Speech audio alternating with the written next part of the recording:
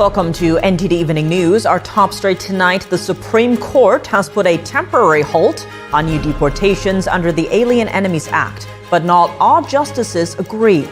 A statement from Justice Samuel Alito is making waves as the Trump administration seeks to deport alleged members of Venezuelan gang Tren De Aragua.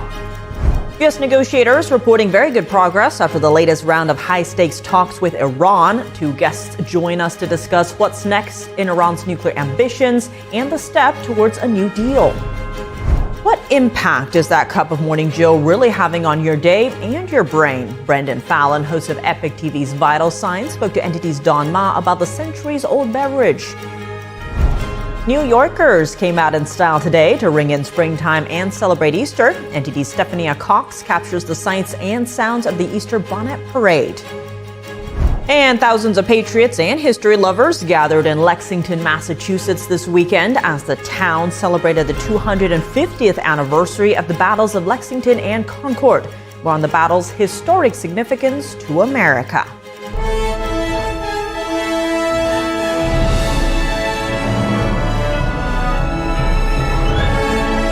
This is NTD Evening News, live from our global headquarters in New York City. Good evening, and thank you for joining us tonight. I'm Tiffany Meyer. An order from the Supreme Court is putting deportations under the Alien Enemies Act on hold. At least for now, the ruling blocks any action in the case involving a group of Venezuelans held in Texas. The nation's highest court issued the ruling around 1 a.m. Saturday morning. The court told the Trump administration not to deport the alleged members of Tren De Aragua until further notice. Justices Clarence Thomas and Samuel Alito dissented. Alito criticized the court for, in his words, acting hastily and prematurely and called the decision legally questionable. He added that the court's post-midnight decision didn't give lower courts a chance to rule and didn't hear from the opposing party.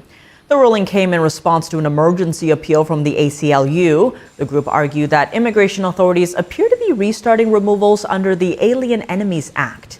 The 18th century law allows the U.S. to quickly remove any foreigners that authorities deem a threat, specifically for use during wartime. Earlier this month, the Supreme Court said deportations could only move forward if detainees had a chance to present their case in court and were given a reasonable amount of time to do so. Israel has released the findings of the investigation into the deaths of 15 medics who were reportedly killed in the Gaza Strip. And as the war continues, many are still celebrating Easter in Jerusalem despite the risks. NTD's Jason Perry has the story.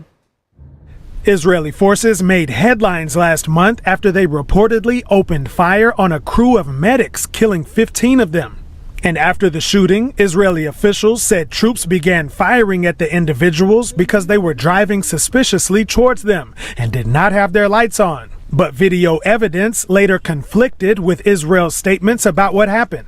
On Sunday, Israel released the findings of their investigation into the incident. The investigation says that there were, quote, several professional failures that happened, including breaches of orders and a failure to fully report the incident. The investigation also says that an Israeli deputy battalion commander thought the vehicles were being used by Hamas terrorists and that he saw it as a threat and ordered troops to open fire.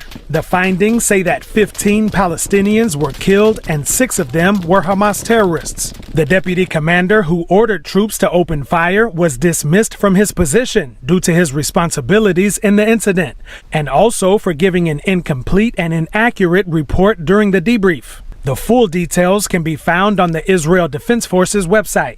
Meanwhile, in Israel, residents continue to call for the release of the remaining hostages still held in the Gaza Strip. On Sunday, families of hostages went to Israel's border with the Gaza Strip and shouted messages they hoped could be heard by their loved ones in captivity, including a mother of 2 hostages. My Arielito, Papito, we are here. I am here screaming so you can hear me. We will not give up on you. Also in Israel, Christians attended Easter Sunday Mass at the Church of the Holy Sepulchre in Jerusalem's Old City. The church is said to be located on the site of Jesus' crucifixion. Jason Perry, NTD News. Severe weather forecast to continue through Easter Sunday evening. A storm system is expected to stretch from Texas to the northeast. Days earlier, the same storm system brutalized parts of Iowa and Nebraska with hail and high winds, while a tornado with estimated peak winds of 140 miles per hour was reported in Omaha, Nebraska. Oklahoma residents endured rounds of flooding from Saturday overnight into Sunday. A boy and a woman died after their car was swept away by floodwaters. Storms and tornadoes also moved through northern Texas on Saturday evening. AccuWeather predicts the most severe part of the storm could threaten a stretch from Arkansas to Oklahoma, Texas, and Missouri. The official White House Easter egg roll tradition continues this Monday for its 147th year, and this time it's blending the old and the new. As usual, it's hosted by the First Lady, but in a twist, a few major companies are joining in. In the event's most famous tradition, kids will roll eggs in a race across the White House lawn. President Trump said he decided to use real eggs, and the American Egg Board backed Trump in the decision.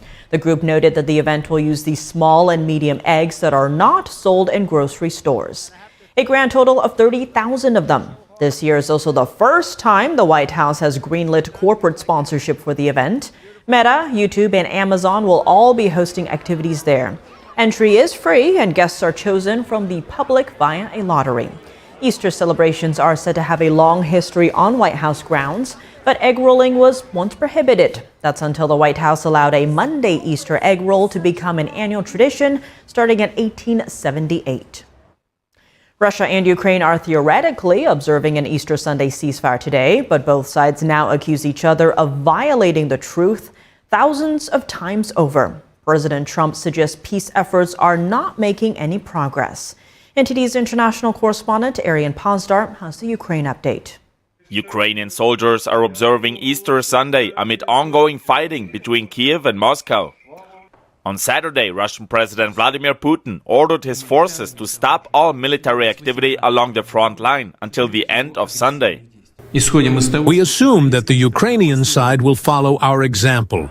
However, our troops should be ready to repel possible ceasefire violations and provocations by the enemy. But now on Sunday afternoon, Ukrainian President Volodymyr Zelensky writing on X that the Russian army has violated Putin's ceasefire more than 2,000 times. Most of the attacks reportedly unfolded in the form of shelling. A Ukrainian soldier says he never trusted Russia's Easter ceasefire proposal. As we can see on the front line, nothing has changed. I think it's a blatant lie, as it always was. In response, Zelensky now proposing an at least 30-day pause on using long-range drones and missiles on civilian infrastructure. Russia, meanwhile, accusing Ukraine of breaking the truce more than 1,000 times with gunfire and drone strikes. It says the attacks damaged infrastructure and caused civilian casualties. Neither Russia's nor Ukraine's claims could be independently verified. On Friday, President Trump suggested the U.S. might stop working to broker a peace deal if the situation doesn't improve. If for some reason one of the two parties makes it very difficult, we're just going to say you're foolish, you're fools, you're horrible people, and we're going to just take a pass. But hopefully we won't have to do that. Secretary of State Marco Rubio added that the U.S. can't focus on this issue for months on end, adding that there are many topics the administration has to work on. Arian Pazdar, NTD News. Staying with international updates, President Trump says the U.S. is having what he called nice conversations with China in private. That's as the two countries remain in a standoff over trade and tariffs. The president made the comment Friday to reporters, but didn't give details. Trump has been sending a message to China that Beijing should be the first to come to the negotiating table. That's because he says China needs the U.S. more than the U.S. needs China. Here's a readout of a statement by President Trump by the White House press secretary. Watch. An additional statement that he just shared with me in the Oval Office. The ball is in China's court. China needs to make a deal with us. We don't have to make a deal with them. There's no difference between China and any other country except they are much larger.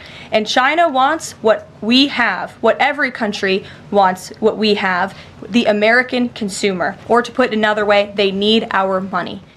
China recently retaliated with a 125% tariffs on U.S. goods after President Trump last week hiked his tariffs to China to 145%. While President Trump has been saying that he's willing to talk to China's Xi Jinping, no official communications between the two leaders have been reported just yet.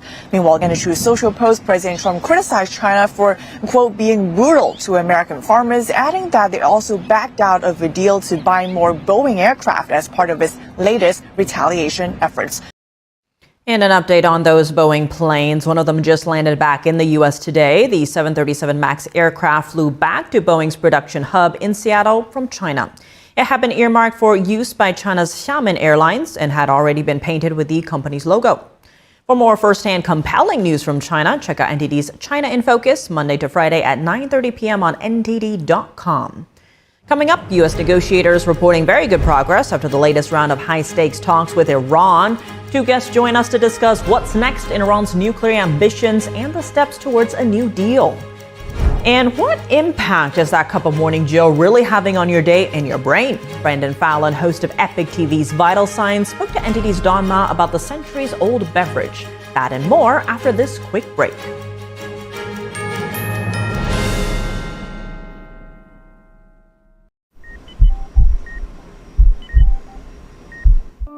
I had a pretty normal mom life. Everything was pretty good, and it was a very happy life. And we just had a new baby. And then all of a sudden, within a day or two, she's on life support and fighting for her life. Then I knew something was pretty wrong. A little less than a week after I came home, I couldn't breathe. That's when we decided to go to the hospital. I was given the diagnosis that I had peripartum cardiomyopathy, which is basically a pregnancy-induced heart failure. They told me my only chance was a heart transplant. And the American Heart Association helped make that possible. Their research helped save me. This could not happen without monthly donations from friends like you. Your sustained support helps fund life-saving research that leads to medical breakthroughs, like those that gave Jen a second chance at life.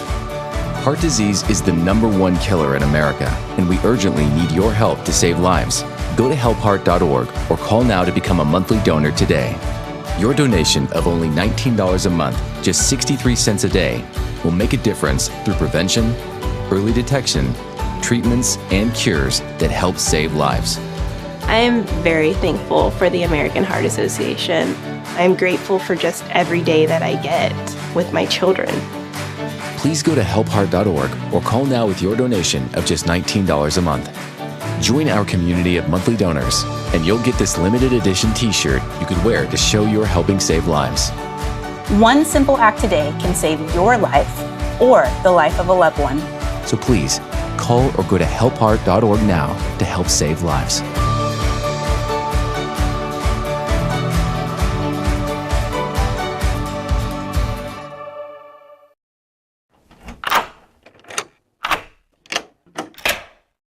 I'm Jonathan Lawson. If you're 50 to 85, please listen closely. The lock I want to talk to you about isn't the one on your door. It's a rate lock for your life insurance that guarantees that once you're insured, your rate can never go up at any time for any reason. Many policies you see don't have one, but you can get a lifetime rate lock from Colonial Penn. This plan was designed for people on a fixed income with coverage options that start at $9.95 a month. That's less than 35 cents a day. Your rate is locked in for life. Coverage can never be canceled, and your acceptance is guaranteed. You cannot be turned down because of your health. See for yourself. Call for an information kit and gift. Both are free with no obligation. Call 1-800-624-6556 for your free information and your free gift. That's 1-800-624-6556. 1-800-624-6556. Call now.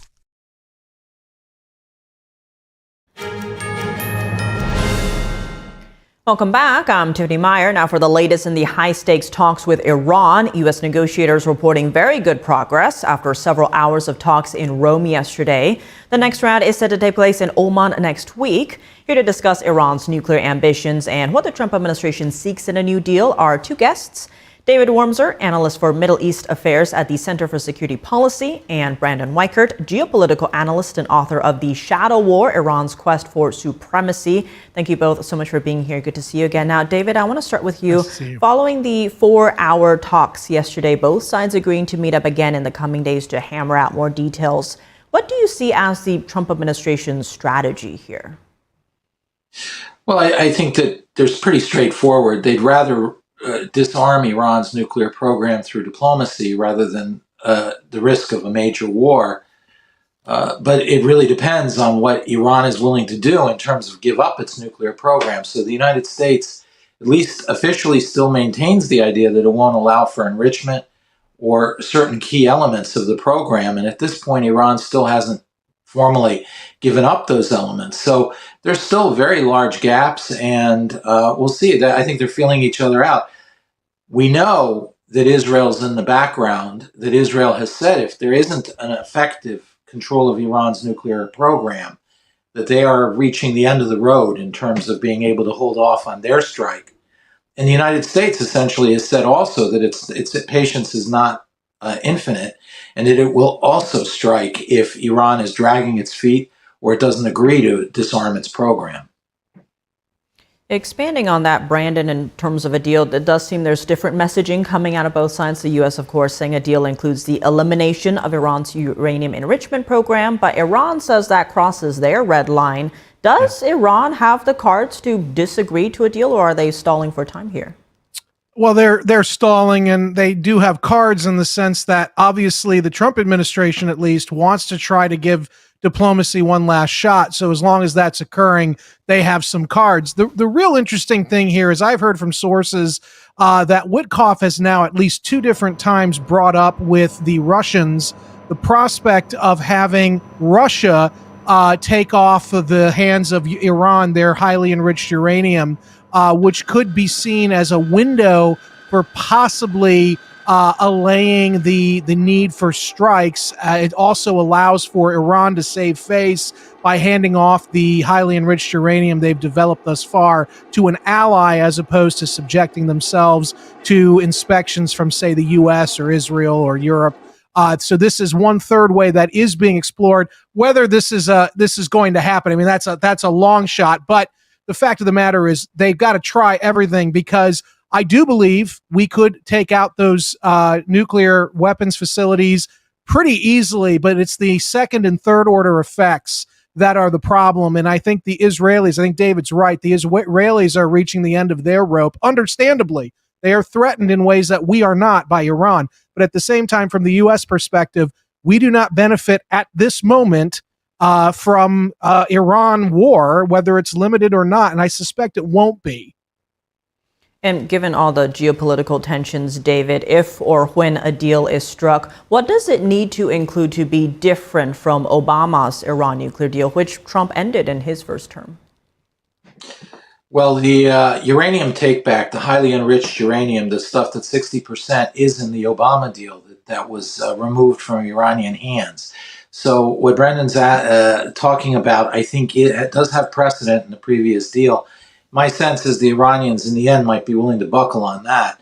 But where the real crux of this is the enrichment capability, because the ability to go now for the Iranians with these high, much better centrifuges that they have now, they can go from 0 to 90% enrichment within about a month and a half to 2 months.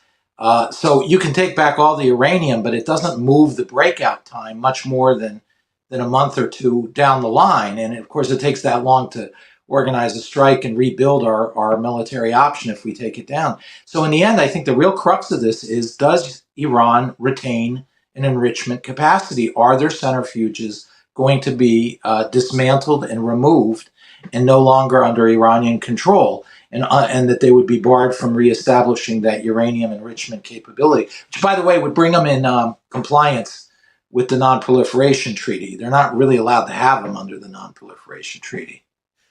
Yeah, I would just like to add very quickly, I'm sort of an outlier in this, but I believe that Iran probably already has a handful of rudimentary nuclear weapons. I think this is, I think they've had them for a few years. And I think that we're going to need to move beyond, unfortunately, this idea that we won't allow them to have any.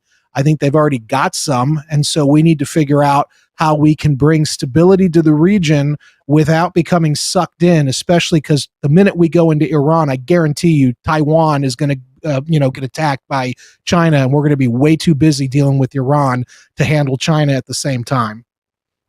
Speaking of stability, Brendon, given the weakened state of Iran's proxy forces outside the country, Hamas and the Houthis, what about inside? How secure is Iran's ruling party right now? Could that play into a potential deal? So the regime is very brittle, and they're very good, though. The intelligence or the domestic intelligence services are very good about identifying possible leaders of potential revolutions or coups, and they lop the head off. So you have a lot of this kind of organic anti-regime popularity among the people, but whenever it looks like it's going to be kind of brought into under the right kind of a leader, the Iranian services are very good about stopping that, which is why they haven't been overthrown. If we did an effective strike, which I think we could, again, on those facilities, both us and the Israelis, I would think that the moment those nuclear facilities were destroyed and the Iranians could not stop us, that would help to trigger an uprising of some sort across the country. The problem is what comes next, because the Iranian Revolutionary Guards Corps is not going to just go away if that regime collapses. It could look like something akin to what we saw in Iraq after Saddam, where they sort of disperse and start doing a counter, an insurgency rather. And then what would come after, in the sense of, I know the Shah's grandson in DC is really hot and heavy about trying to get our blessing for him to go in, and he's great. But I don't know what level of support he really has in Iran. And I don't even think these are questions Americans should be getting into. We should not be interested in any kind of regime change. But to your question, I do think the regime is brittle. Yes, I just hope if they do go away, Lindsey Graham and those guys don't convince Trump to put boots on the ground in Iran or some other variation of that, because it will not end well for anybody.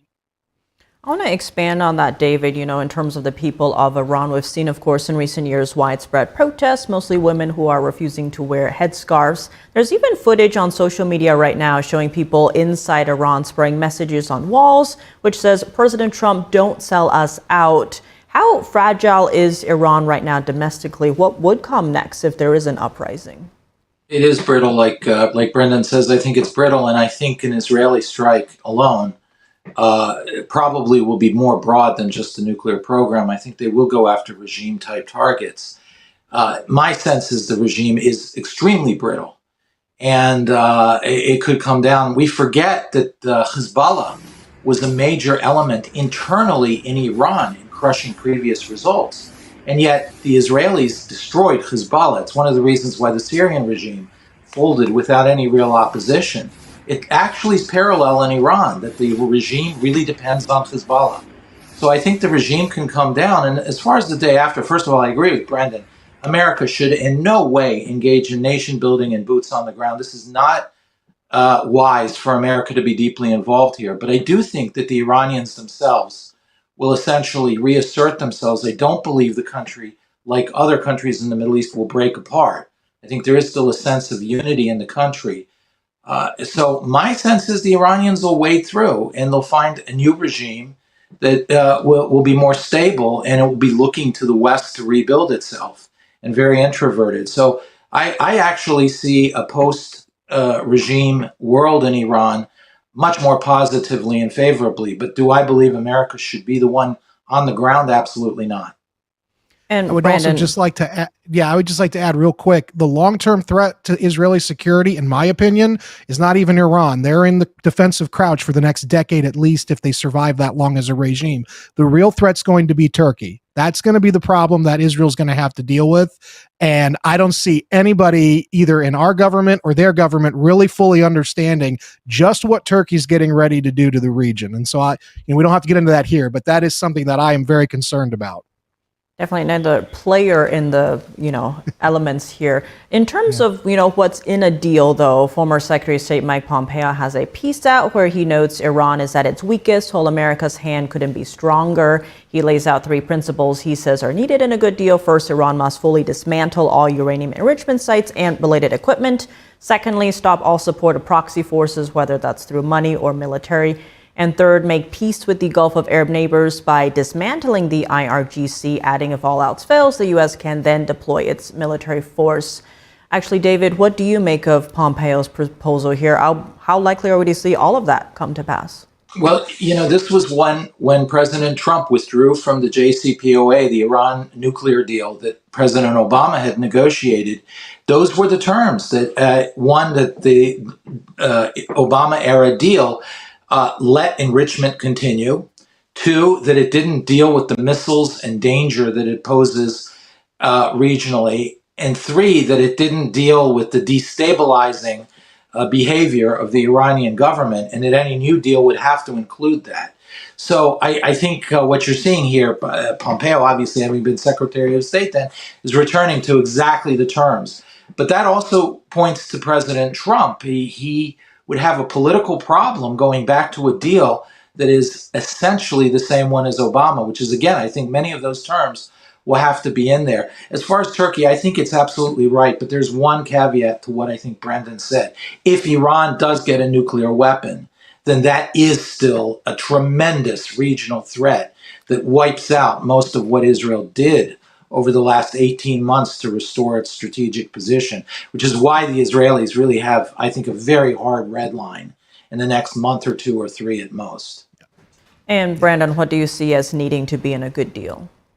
Well, what I'm still hoping for, and I've been pushing for with my sources, is put a lot of the onus on Russia. And I realize, again, this might not work, but if we're really going to be dynamic here, let's try it. Iran is Russia's proxy. That's the bottom line. And Russia wants to be seen as a fellow great power. They want to be seen as a great Middle Eastern power like we are. Okay, fine. So we need to start really putting the onus on Russia and telling them, get your proxy in line. We'll get our proxy in Israel under control. But this needs to be a replay of how we used to operate in the Cold War. In the Cold War, Washington and Moscow knew how to deal with their proxies. And anymore, it seems like neither of us are really good about tamping down on some of these smaller regional conflicts. And so my hope would be that as Witkoff is meeting with the Russians, discussing these other issues such as Ukraine, such as Russia's dislike of China's growing trade relationship with the European Union, that maybe we could leverage some of this into something where the Russians can also help us out a little bit. Because I get a sense that as problematic as Putin is, he does want to deal with Trump. And so we can leverage this, and I don't see us doing it enough. And so if we could inject Russia into this, we might be able to avert a major regional conflict. A lot to watch out for sure. David Worms or Brandon Weichert, thank you both so much for joining us. Nice meeting you, David. Coming up, what impact is that cup of Morning Joe really having on your day and your brain? Brendon Fallon, host of EpochTV's Vital Signs, spoke to NTD's Don Ma about the centuries-old beverage. And New Yorkers came out in style today to ring in springtime and celebrate Easter. NTD's Stefania Cox captures the sights and sounds of the Easter Bonnet Parade. That and more in just a minute.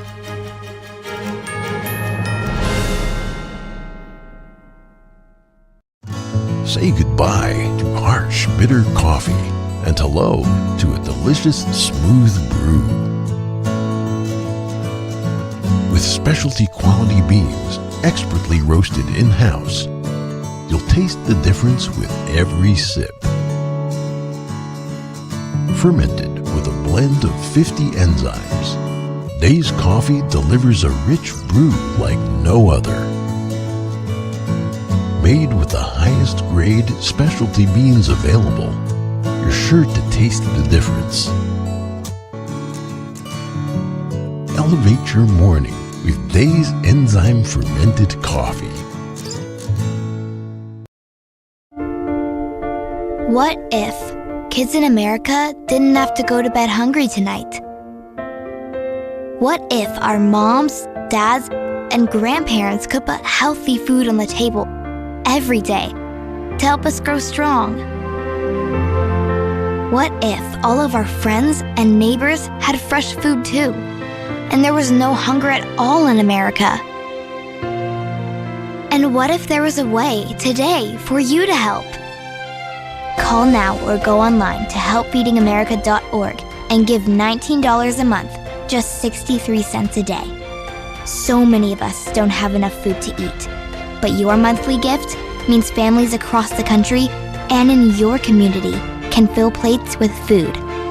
Kids can get healthy meals year-round, even when school's out, and our neighbors can have fresh food. Food that moms, dads, entire families need to thrive. But right now, more people are facing hunger. Feeding America works from coast to coast with partner food banks, food pantries, and meal programs. It takes all of us to make that happen. Will you help too? Please call the number on your screen or go online to helpfeedingamerica.org and give just $19 a month, and we'll send you this free canvas grocery bag. It's our way of saying thank you for helping to end hunger for our neighbors. Because no kid, no mom or dad, nobody should go hungry in America. Nobody. So what if today was the day you could help nourish futures for our friends, our families, for all of us? Ending hunger is possible. What if we end it together? Call or give online today at helpfeedingamerica.org and your gift can be doubled. Thank you. Even the mighty might not see it coming. It's prediabetes, and it captures 1 in 3 adults. But you can escape. Take the 1-minute prediabetes risk test at doihaveprediabetes.org. Be your own hero.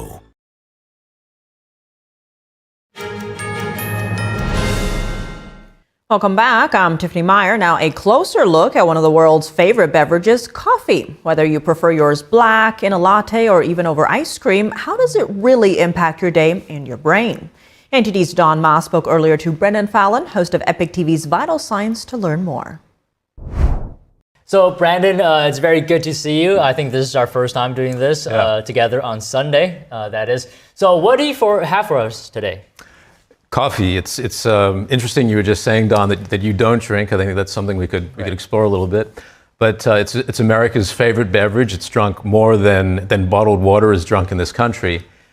And today I have a part of an interview I did with a psychiatrist. He does these specialized brain scans, and he comes from the standpoint of really being able to show and talk about what's happening in the brain when someone drinks coffee.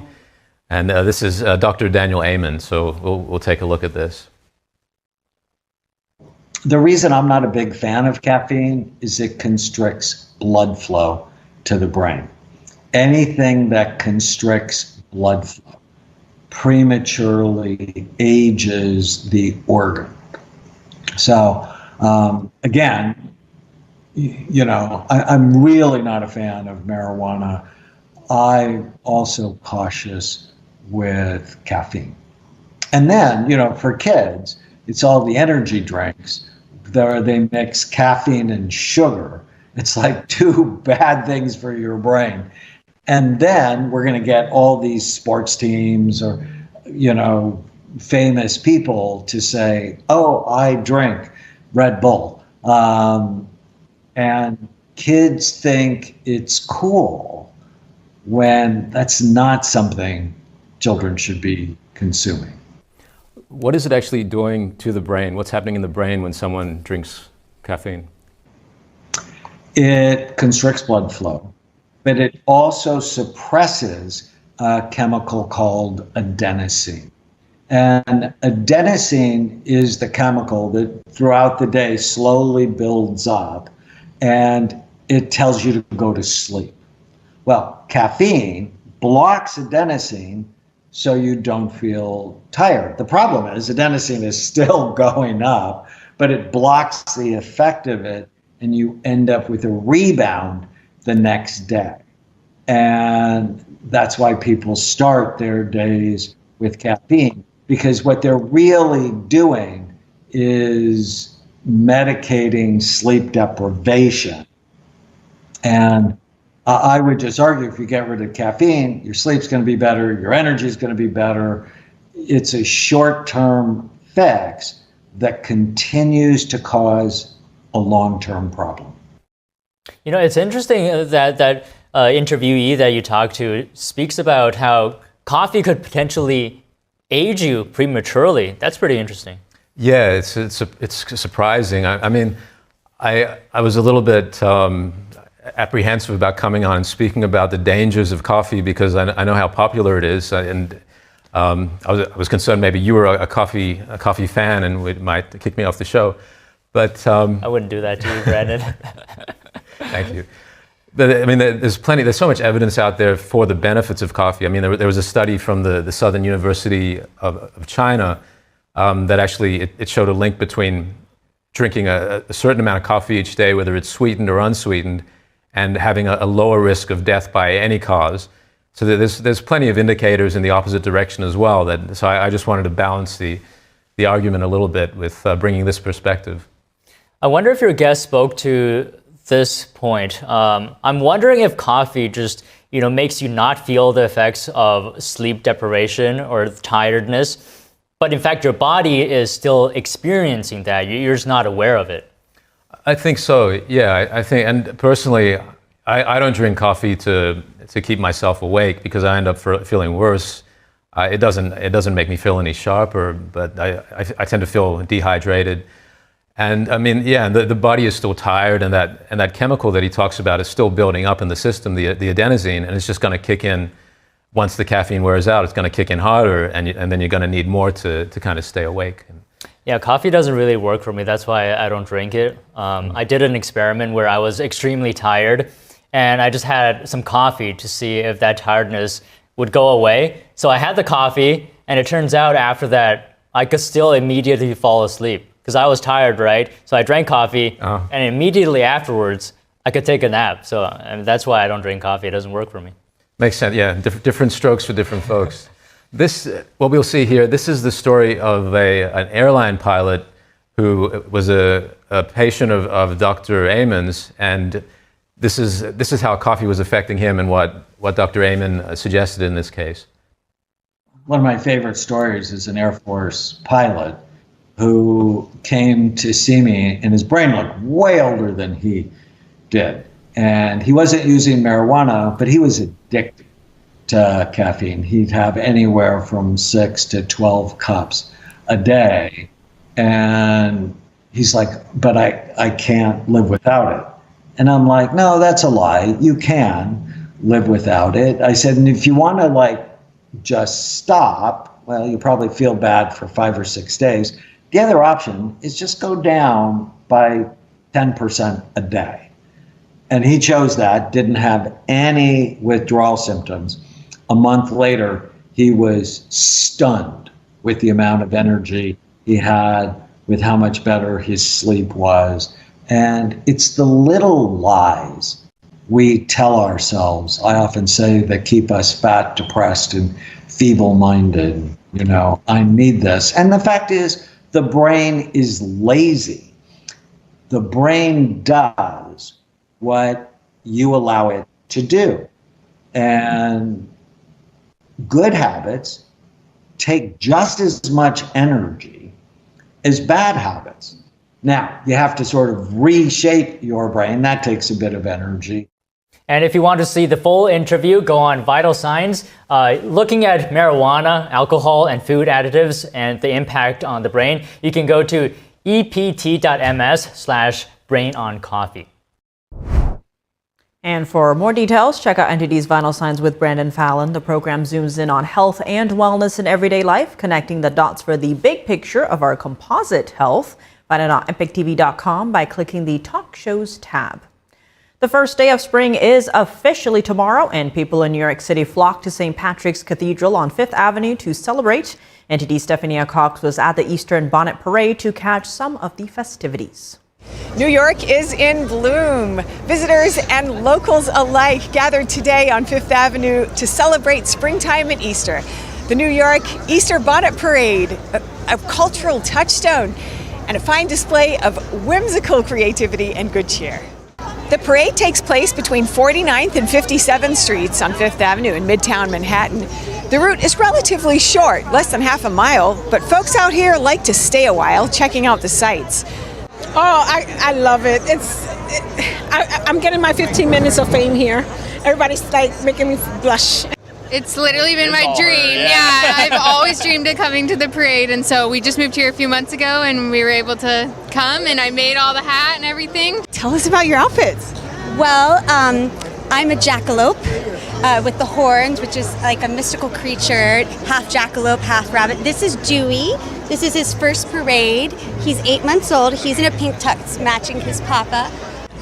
Well, this year I wanted to go with a bit of a Mad Hatter theme, so, went purchased the suit online and decided, I'd get some playing cards and I'd, do something a little bit decorative. I basically came up with this whole look. I have like these hands that are holding eggs, and I just wanted this idea of something like really fantastical this year. Well, I had this hat that I really wanted to wear, and I was like, how can I build an outfit around the hat?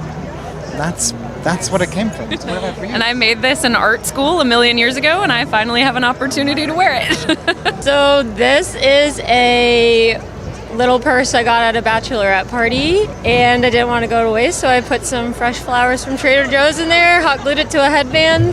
Good to go.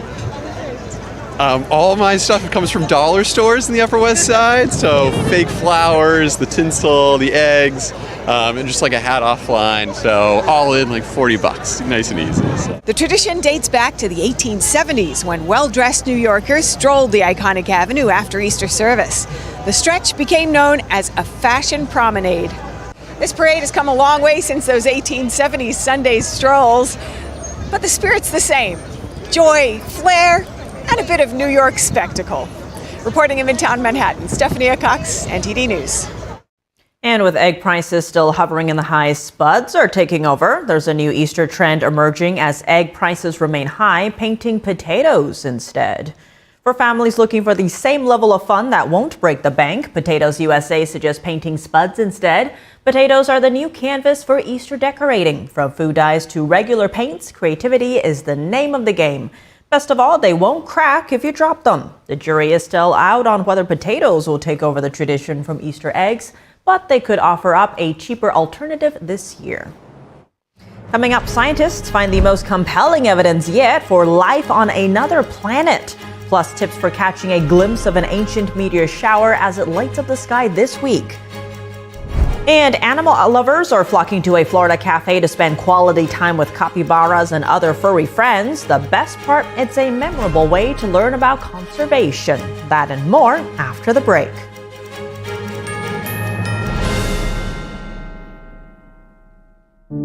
Hi, I'm Susan Lucci. I never thought about heart disease until I had my own heart event. I received 2 stents in my arteries, stents developed through research funded by the American Heart Association. Those stents saved my life. I have met so many survivors. Each of them tells a story that can be so helpful to women out there. Everything was pretty good. It was a very happy life. I was given the diagnosis that I had peripartum cardiomyopathy, which is basically a pregnancy-induced heart failure. They told me my only chance was a heart transplant. And the American Heart Association helped make that possible. Their research helped save me. I think everyone should support the American Heart Association. Call now or go to helpheart.org. For only $19 a month, just 63 cents a day, you can help fund the next medical breakthrough. Get the next person trained in CPR, the next hospital certified in high-quality cardiovascular care. You can be part of that very important work that the American Heart Association is doing to save lives everywhere. Give $19 a month with your credit card, and we'll send you this special t-shirt that you can wear to show that you are helping save lives. I'm grateful for just every day that I get with my children. I am very thankful for the American Heart Association. Heart disease is America's #1 killer, and your support now can help save your life or the life of someone you love. Listen to your heart. The only reason I'm here today is because I did. So please call the number on your screen or go to helphart.org now. Join me as a monthly donor today and help save even more lives. Amazing grace, how sweet the sound that saved a wretch like me.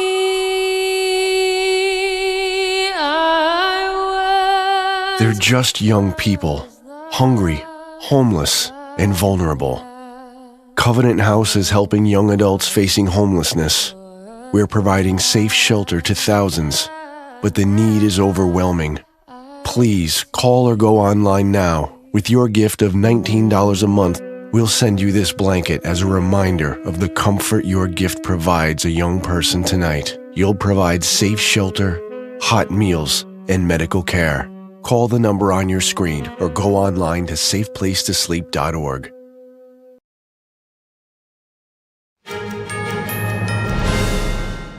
Welcome back. I'm Tiffany Meyer. In a potential landmark discovery, scientists have found what they call the strongest signs yet of possible life beyond our solar system.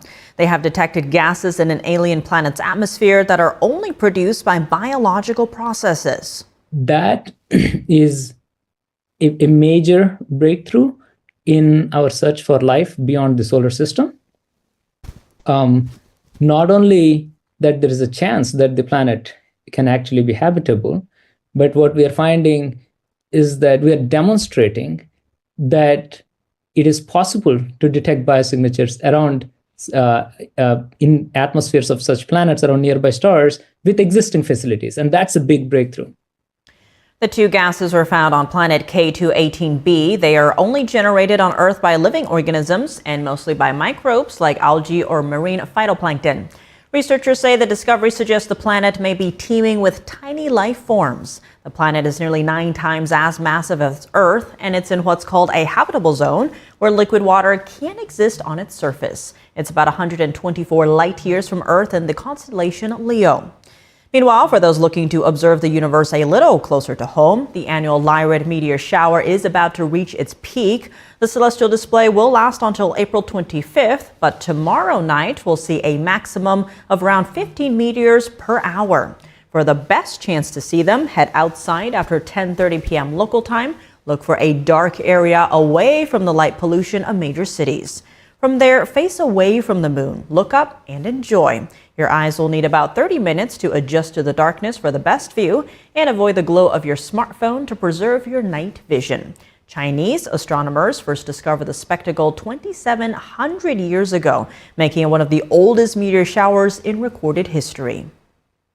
Next, a celebration of America's right to freedom of religion and expression, and a reminder that far too many in China still do not have that right. One spiritual faith group is committed to giving a voice to the voiceless. Here's NTD's Fiona G. with the story.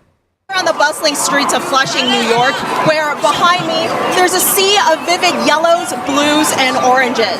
Banners stitched with the words truthfulness, compassion, and forbearance, and the words Falun Gong is good.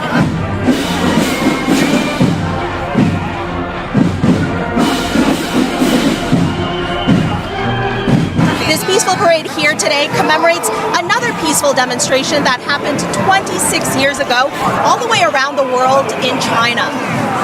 On April 25th, 1999, over 10,000 practitioners of the traditional spiritual discipline Falun Gong, also known as Falun Dafa, gathered in front of the appeals office of the State Council in Beijing. They came to appeal unjust treatment against their faith. In the 3 to 4 years leading up to the demonstration, state-run media had run slanderous attacks against the practice. Police also violently attacked and arrested 45 Falun Gong practitioners. The messaging about Falun Gong at that point was so, the bad messaging was so contrary to everyone's experience. It was just completely out of left field. It was completely a lie. The demonstration was spontaneous. The appeal became the largest protest in Beijing since the 1989 Tiananmen Square pro-democracy demonstrations. Some people at the parade were part of that peaceful appeal from 26 years ago. Back then, they just wanted to let the government know, we are just exercising very peaceful spiritual practice. We just want to have the right to exercise. Practitioners lined the streets quietly that day, making sure not to block the sidewalk for passers-by. When they dispersed at the end of the day, they picked up any litter they found on the ground. When we leave, we pick up everything on the street. There's nothing left. Yeah, it is peaceful, yeah. The Falun Gong practitioners expected the issues would be resolved and that they could return to their normal lives. But that did not happen. Instead, the Chinese regime mounted a brutal persecution campaign that has lasted to this day. Those participating in the parade hope to spread awareness of this human rights atrocity. Once people know what's happening, the more people that know, the bigger impact we can make, and we can really help make a difference. We hope that more New Yorkers, especially any fellow Chinese people, can understand the truth about Falun Gong. We are peaceful. Give us the freedom to practice this life-giving practice based on Jinshan, truth, compassion, tolerance, and stop persecuting us. The streets were lined with people watching the parade. One bystander was moved to tears by the message of freedom and peace. I have not been able to stop, crying. It just touches me profoundly. So I'm so happy you guys are doing this. Let the world know what's going on. Today here, these practitioners of Falun Dafa say they are hopeful that soon one day China will experience the same type of freedom that we all enjoy here. Fiona G, NTD News.